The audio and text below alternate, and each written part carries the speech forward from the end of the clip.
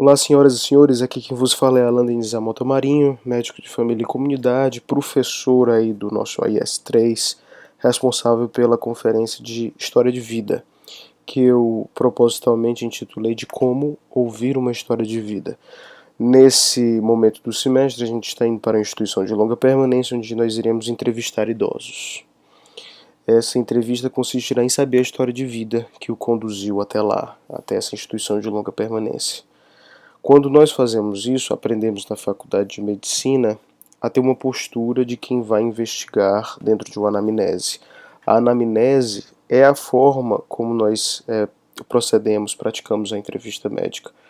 Só que a história de vida, ela tem algumas particularidades que eu gostaria de mostrar para vocês, que vai além de uma anamnese estrito sensu.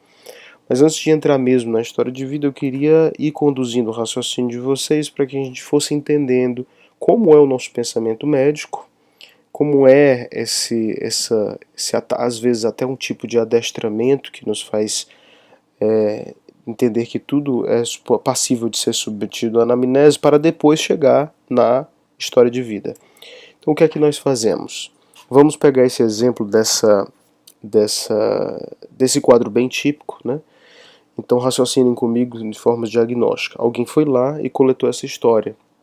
Apareceu no consultório uma mãe de família, com 4 filhos, né, na emergência, tinha uma dor abdominal, caracterizava como sendo uma dor doída, em epigastro de moderada a forte intensidade, não tinha irradiação, com náuseas associadas, cedendo parcialmente com iosina, que é o famoso Buscopan, piorando com a alimentação, principalmente quando nela mistura paçoca, que é o farináceo.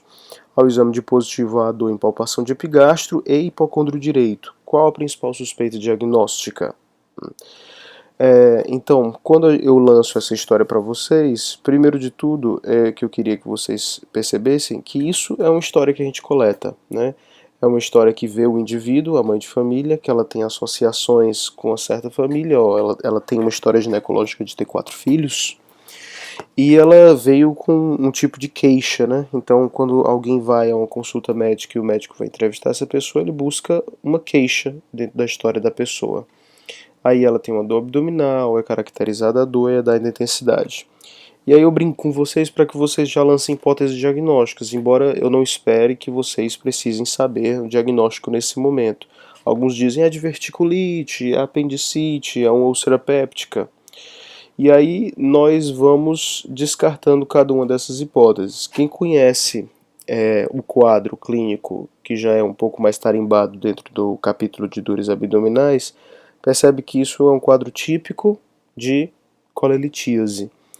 Não só por causa da característica da dor, mas por causa da epidemiologia. Uma mãe de família, 4 filhos. Se dissesse que era gorda ou obesa, eu não me assustaria. Se dissesse que na família tem pessoas que também têm pedra na vesícula, também não me surpreenderia. São os Fs da colelitíase. É uma fêmea, family, porque é hereditário, fértil, né, fertile, que tem vários filhos, e fat, né, que ela tem obesidade. Além disso, a característica da dor, que ela tem uma topografia de hipocôndrio direito, onde se caracteriza a vesícula, mas que também pode acontecer em epigastro, uma dor que é de moderada a forte intensidade, não caracterizou muito bem a dor, poderia ter caracterizado, ela começa, vai subindo, depois atinge um platô, né?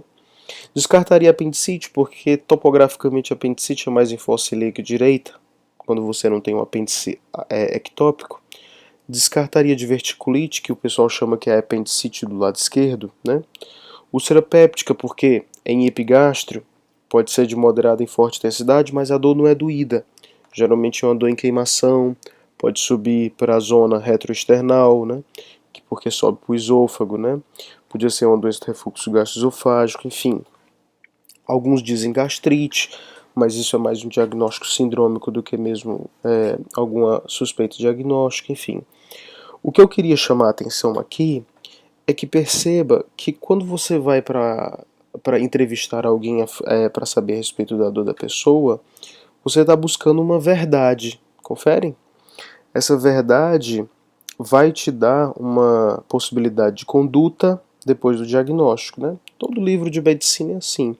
Ele vai falar sobre dores abdominais, ele fala um pouco sobre talvez a anatomia daquele órgão, daquele lugar, a morfologia, a fisiologia, etc. Depois ele vai falar sobre as anormalidades que nos dão um capítulo da patologia e que nos dão as possibilidades dos diagnósticos patológicos. E para cada um desses diagnósticos tem uma possibilidade de tratamento, né? Existe uma busca de verdade aqui. E a pessoa, quando vai lhe consultar, você médico, ela quer a verdade da doença que está acometendo. E aí depois eu faço uma brincadeira com vocês, né? Bem mais didático quando a gente está na sala de aula, mas aqui eu vou passar mais rápido, que eu peço que vocês me perguntem. Eu sou o paciente, e aí vocês vão me perguntar. Quando eu faço isso, eu descrevo basicamente uma dor hemicraniana, quer dizer, só fica de um lado da cabeça, latejante, tenho náuseas, né? Antes de começar a dor existe foto e fonofobia, quer dizer, a luz me incomoda, o barulho me incomoda e não tenho nenhum sinal neurológico, não tenho perda de força de mão, braço, não claudico, quer dizer, eu não tenho alteração de marcha, não tenho alteração na minha face de forma alguma, né? A não ser uma face de dor. Ela é de forte intensidade, impede que eu faça as minhas atividades habituais. E quem está muito afeito ao estudo da cefaleia entende que eu estou com uma cefaleia primária, né? Ela não está me acometendo de forma agressiva o suficiente para me provocar grandes sintomas neurológicos localizatórios. Se alguém me perguntasse, eu diria que já faz muito tempo que eu tenho, desde o começo da minha adolescência, né?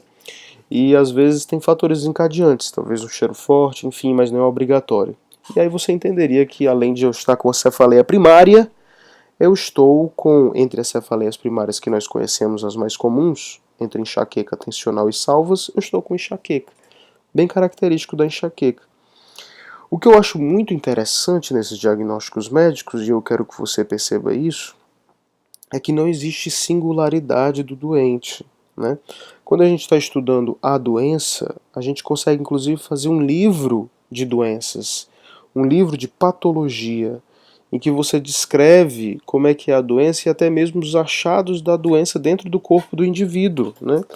Existe uma verdade para além do indivíduo que o médico quer encontrar, né? Existe uma verdade que independe do indivíduo. Existe a doença, não o doente. Existe a história da doença, não a história do indivíduo, né? Então vamos lembrar que realmente a anamnese ela tem esse antecedente, essa ascendência. A etimologia da anamnese significa amnese, lembra desse nome? A amnésia é aquilo que acontece quando alguém esquece alguma coisa. Mnesis é se lembrar. Tinha até as deusas, né? As mnemosinas da Grécia, que eram aquelas que estavam relacionadas à memória. Então, amnésia seria não lembrar. Anamnese seria tirar do esquecimento. Então, a etimologia significa tirar do esquecimento. Quando um paciente vem até mim com uma queixa, uma dor, qualquer uma que está causando sofrimento na vida dele, o que eu tenho que fazer é ir atrás de resgatar a verdade por detrás daquela história, a fim de chegar no diagnóstico, né? Então, anamnese vem do grego e a gente encontra muito isso na teoria platônica. A teoria platônica dizia que as pessoas tinham que enfrentar a busca da verdade. Os sofistas chegavam para ele, né? E você conhece, a gente conhece muito a teoria da verdade de Platão baseado nesse encontro que ele teve com o sofista. O sofista disse para ele que era impossível encontrar a verdade, porque se você não tem qualquer coisa da verdade, também você não tem critérios de encontrar a verdade, portanto é impossível chegar até ela. Mas se você tem já critérios de encontrar a verdade, é porque você já tem a verdade em si. Portanto, você já tem a verdade. Não é possível encontrar porque ou a pessoa já a tem ou ela nunca terá. E aí ele coloca Platão nessa sinuca de bico para ele sair. E ele sai com a teoria das reminiscências, que a alma, antes de estar presa no corpo, ela participava de um reino que era o reino da verdade, do bom e do belo. Quando ela encarna, né, quando ela é somatizada, somatizada significa estar dentro do corpo, do soma. Quando ela encarna, quando a alma encarna, ela traz as reminiscências da verdade que são escondidas por causa do peso da ilusão que os sentidos trazem. A busca da filosofia e, portanto, depois da ciência, era ultrapassar as ilusões e as aparências dos sentidos e chegar na verdade, que não é nada mais do que uma lembrança minha. Então, quando você vai atrás da história do paciente, de fazer com que ele se lembre da história dele, você está buscando realmente a verdade da doença, né? Então, veja bem, o grande empecilho, o que vemos, né? Os olhos nos enganam, a fala do paciente talvez engana, né? Questionar para partejar. Partejar o quê? A história que está escondida no doente, né? Só que tem um problema quando você está fazendo anamnese, né? O problema da anamnese é que pode ser que as pessoas mintam, né? Everybody lies. A gente tem uma foto aí do House que sempre dizia isso.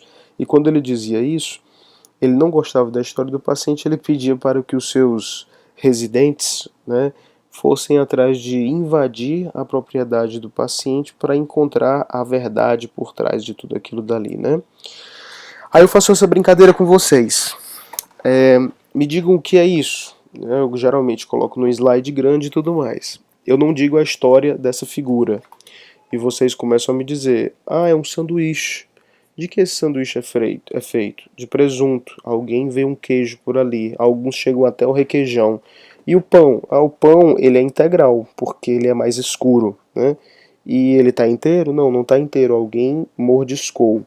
Mordiscou e não gostou do final. Talvez estivesse muito salgado. E aí deixou uma parte.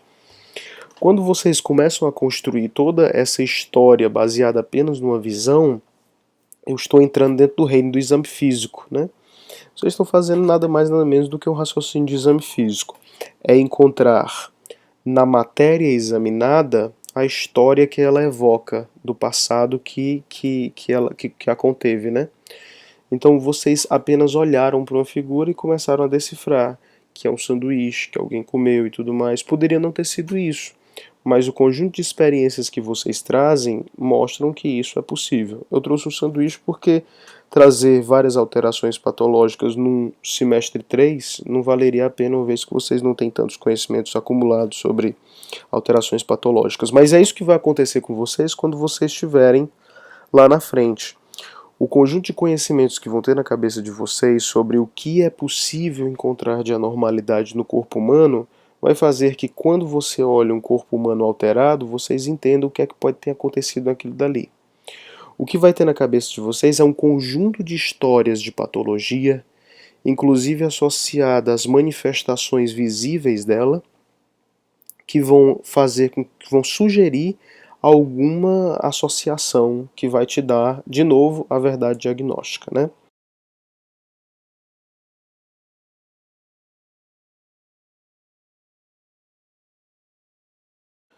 Ok, senhoras e senhores, vamos aqui para a parte 2 da nossa aula. A gente terminou um raciocínio entendendo como é que nós pensamos em termos de anamnese. Vimos que o nosso raciocínio médico ele é complementado com o exame físico. Tudo isso é uma busca de verdade. Aqui eu vou entrar em algo um pouco mais filosófico para a gente entender a história da medicina, que é quando a gente fala a respeito de morfologia, porque é nisso daqui que a gente vai encontrar o ápice do raciocínio médico se debruçando em encontrar uma verdade no exame do corpo de um paciente, ainda que o corpo esteja morto, né? Aí a foto do Bichat e ali uma foto clássica de pacientes fazendo de médicos, estudantes de medicina fazendo uma necrópsia no paciente para entender do que foi que ele morreu, né?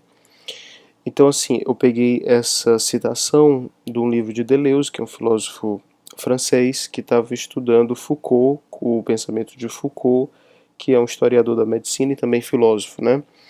E ele dizia lá num determinado parágrafo: como nós temos vistos, né, como nós temos visto, foi Bichat que quebrou a concepção clássica da morte como sendo um instante indivisível, decisivo, né? Existem as três grandes inovações de Bichat. Eram elas, né? Have seen death as being coextensive with life, ter visto a morte como sendo coextensiva à vida.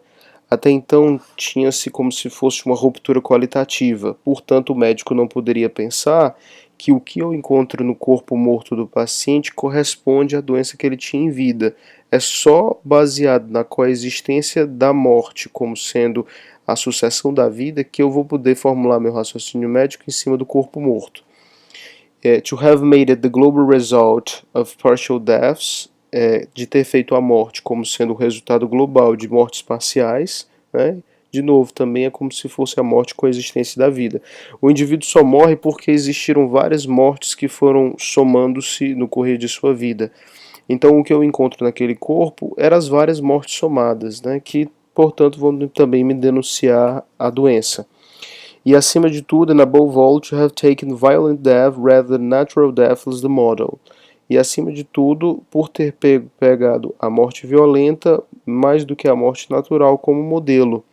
Isso permitiu que ele tivesse vários elementos passíveis de análise no corpo, né? Um cara traumatizado, um cara violentado, que teve um tiro na cabeça, por exemplo. Isso daí ficou bem óbvio, todos esses princípios, né? O tiro aconteceu na cabeça e está no corpo morto. É um sinal do que aconteceu em vida. Portanto, é permitido você fazer essa transposição de raciocínio, né? De novo, o que eu quero mostrar para vocês é que o nosso raciocínio médico de anamnese sempre busca a verdade. Cada vez mais cria-se fundamentos ao redor disso para se ter uma verdade, né? Desconstrução disso. Você pega uma cena dessa, por exemplo. Uma pessoa chega para você e diz, você pergunta para ela, né, como posso lhe ajudar? E ela diz, estou vivo. Estou vivo. E agora? O que você diz para essa pessoa? No nosso raciocínio médico, que a gente está procurando sempre patologias, basicamente, se eu fosse perguntar para vocês o que é que significa essa cena, você diz, estamos num ambiente de medicina, talvez no consultório, no posto de saúde. Quando uma pessoa, eu pergunto como posso lhe ajudar, ela diz estou viva, ela deve estar numa depressão, né? Provavelmente, porque ninguém chega para você e diz que está vivo no consultório, a não ser que isso lhe preocupe muito. Talvez ela esteja dizendo que está sobrevivendo e que não está na verdade vivendo. Quem sobrevive tem um grande risco de deixar de viver, porque a vida não tem sentido. Então você começa a pensar na sua cabeça as várias situações em que uma pessoa poderia chegar para você e dizer estou vivo, né? Mas na verdade pode ser que ela queira simplesmente falar. Falar o quê? Da vida dela. Como você reagiria se uma pessoa simplesmente quisesse falar da própria vida? O que é que eu tenho que buscar numa história de uma pessoa que quer falar sobre a sua vida? O que eu devo buscar numa história de vida, né? Então é desconstruir, como eu mostrei para vocês, desconstruir. Aqui, quando a gente vai falar sobre história de vida, aqui a gente chegou talvez no ápice da nossa apresentação.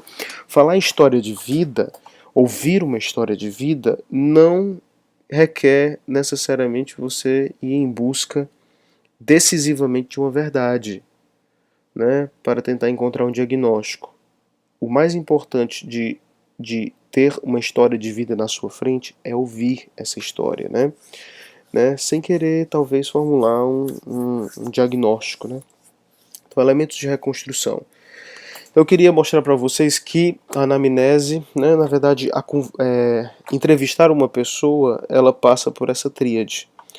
Na maioria das vezes, principalmente em situações de emergência, chegar a querer uma história é fazer um interrogatório, porque você tem que ativamente buscar a verdade o mais rápido possível que salve, por exemplo, uma pessoa em edema agudo de pulmão, saber que ela é portadora de insuficiência cardíaca, saber que ela pode ter tido um infarto, saber qual tipo de escarro que ela está expectorando, né? Então, o interrogatório ele tem a característica de forçar a informação para fora do paciente.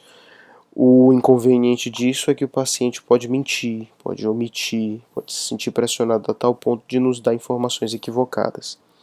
O diálogo era o que acontecia muito entre os filósofos platônicos na dialética, é a busca de duas pessoas querendo uma verdade, construindo uma verdade, né? Uma argumentando, a outra contra-argumentando e vice-versa. O interrogatório geralmente é uma pessoa forçando uma verdade, né? Existe uma autoridade, existe uma pessoa submetida à autoridade que está entrevistando. O diálogo, o diálogo são duas pessoas que têm ambas autoridades iguais e que estão tentando construir uma verdade, né? E a conversa é um momento despretensioso da entrevista. Na verdade, não existe uma tentativa de busca de verdade, mas sim saber como você está, querer entender onde você está, né? A gente vai pegar um dicionário filosófico, esse daqui do André Comte Sponville, que é um filósofo francês, e ver cada um desses pormenores, né? Eu começo pelo diálogo. Vamos ler aqui a definição que o Sponville dá de diálogo. O diálogo é o fato de dois ou muitos falarem entre si para buscar uma verdade. Veja que ele também busca verdade. E a consulta médica é uma busca de verdade da maioria das vezes, né? O diálogo está cada vez mais presente na consulta médica nova, na nova consulta médica, em que o paciente ele chega com verdades que ele encontrou, por exemplo, na internet. Então ele tem uma certa autoridade, vai confrontar com a sua autoridade. Por vezes o paciente estuda tanto, tem acesso ao up-to-date, por exemplo, que às vezes ele pode até saber mais do que você. A gente está dentro de uma era em que isso está acontecendo, é possível de acontecer. Então existe duas pessoas que têm a mesma autoridade para buscar uma verdade. É, portanto, um gênero de conversa, porém voltada mais para o universal do que para o singular, né? Encontrar o diagnóstico, a apendicite, né? Como na confidência, né? A confidência é singular ou particular, como na discussão. Muitos falarem entre si, se for para buscar o verdadeiro, supõem todos uma razão comum e a insuficiência em cada um dessa razão. Porque se todo mundo tivesse uma razão absoluta, cada pessoa com a razão absoluta não precisaria buscar uma verdade. Enfim, ela tem razão absoluta. Seria Deus, por exemplo. Todo diálogo supõe o espírito universal. Quer dizer, nós podemos encontrar algo que seja dentro do nosso universo compartilhado. E nossa incapacidade de nos instalar nele totalmente, né? Por isso que eu preciso de você. Daí a troca de argumentos e às vezes a tentação do silêncio, quando a gente não consegue encontrar verdade nenhuma, né? A conversa já é diferente. Olha como a conversa é uma coisa gostosa. Conversar é falar sem tentar nem convencer o outro, nem o vencer. O objetivo é a compreensão e não o acordo, né? Distingue-se com isso da discussão, que supõe um desacordo e o desejo de superá-lo, e do diálogo, que tende a uma verdade comum. Discussão, quando, por exemplo, vários médicos estão tentando decidir um diagnóstico, e o diálogo, que é quando você está discutindo com o paciente as possibilidades terapêuticas, por exemplo, de uma quimioterapia. Você vai falando para ele qual o remédio que pode dar tal ou tal situação, e ele vai dizendo, mas eu não quero isso, não quero aquilo, né? Esse quimioterápico eu não quero sentir tantas náuseas, você tem essa possibilidade, enfim. A conversa não tende a nada, ou só tende a ela mesma. Sua gratuidade faz parte do seu encanto. É um dos prazeres da existência, especialmente entre amigos. As próprias diferenças os alegram. Por que procurariam suprimi-las? O que eu quis mostrar é o que eu quis mostrar é que eu não consegui encontrar uma definição para interrogatório na filosofia, mas eu encontrei sobre questão, né? O real não fala de si, enfim, eu vou passar isso aqui é muito filosófico para nós, né? Eu vou pular logo para isso daqui. O que eu quis mostrar e mostrar para vocês, estamos chegando na conclusão da aula, é que tomem cuidado quando vocês vão atrás de uma história de vida. Isso vocês vão sentir na pele. Quando vocês vão atrás da história de vida de uma pessoa, vocês têm que estar de peito aberto, né? Tem que estar de peito aberto, de coração aberto, o ouvido tem que ser dócil àquela história de vida, a fim de que você consiga encontrar os elementos para construir e passar da melhor forma possível, da forma mais fidedigna, essa história adiante. Quando vocês vão falar com os idosos eles são um manancial enorme de vida, né? Alguns demenciados, portanto, não vão se lembrar de tudo, mas geralmente a demência tem essa característica. As memórias mais remotas vão estar bem recentes para eles. Talvez eles não se lembrem o que aconteceu ontem, mas se lembram de coisas da infância, como se o cérebro encontrasse caminhos colaterais de ainda se manter ativo na memória, né? Então eles vão querer falar, às vezes, por demais de tudo que viveram. Se a gente tivesse no interrogatório buscando chegar em algum lugar, a gente interromperia essa fala, daria nortes, né? Mas lembrar que isso pode inibir demais a pessoa que está falando a sua própria história. Se a gente tivesse num diálogo, você teria uma verdade, a pessoa também teria uma verdade. Mas na história de vida, a verdade é dela. A verdade é sobre a vida dela. Talvez você queira compreender mais alguma coisa, mas como foi que isso aconteceu? Lembra-se, na conversa, o objetivo, né, é ele está aqui, ó. O objetivo é a compreensão e não o acordo. Eu não vou entrar em acordo com o paciente se ele viveu ou não viveu aquilo, né? O que pode acontecer, por exemplo, é que você acha estranho, é incoerente, às vezes talvez o paciente às vezes ele tem alguma transtorno psiquiátrico e o discurso dele é incoerente, né? Então você fala aquilo dali e depois você interroga se tem alguma coerência, né? Mas é muito importante você ter na mente a busca de dar liberdade para que aconteça a fala. Isso é importante, eu estou falando na questão dos idosos, mas na maior parte das vezes isso vai para a vida de vocês. Quando vocês estiverem numa consulta médica, geralmente as três situações vão acontecer, né? A situação de interrogatório, de diálogo e de conversa. E é importante que as três tenham um espaço dentro da entrevista médica, né? O diálogo, você está dando autonomia para o seu paciente, esperando que os dois construam um cuidado compartilhado. Interrogatório, existe um determinado sintoma que você tem que decifrar. Decifra-me, eu te devoro, né? Porque senão a doença vai devorar o paciente e você tem a responsabilidade de tentar decifrar o diagnóstico a fim de fazer com que ele caminhe para os mais diversos cuidados que aquele diagnóstico sugere. Mas não se esqueça de conversar, saber como está a vida, saber como passou, saber com que história vem. E por vezes a conversa, como tem dizendo assim, por vezes a conversa, ela simplesmente é um prazer, um encanto, né, dentro do próprio encontro, né, entre duas pessoas. Então eu perguntaria para vocês, como nós podemos ouvir uma história de vida? E aí eu poderia até deixar aí alguns espaços para ter comentários, né? O que vocês imaginam que seria interessante ouvir uma história de vida? Eu devo fazer um interrogatório a todo custo? Eu devo interromper o paciente? Que na verdade eu devo até considerar ele como um paciente? Alguém que está me dizendo uma história de vida é um paciente? Está sofrendo necessariamente? Quer dizer, uma pessoa que chega para mim e diz: eu posso contar um pouco da minha vida para você? Necessariamente está sofrendo? Existe uma verdade a ser buscada a todo custo? Ou as verdades são aquelas que são faladas pela história da pessoa? Aqui embaixo também, desse vídeo, eu vou deixar um link com um artigo muito interessante falando sobre histórias de vida, que depois eu posso até com vocês decifrar um pouco, né, dissecar um pouco esse artigo.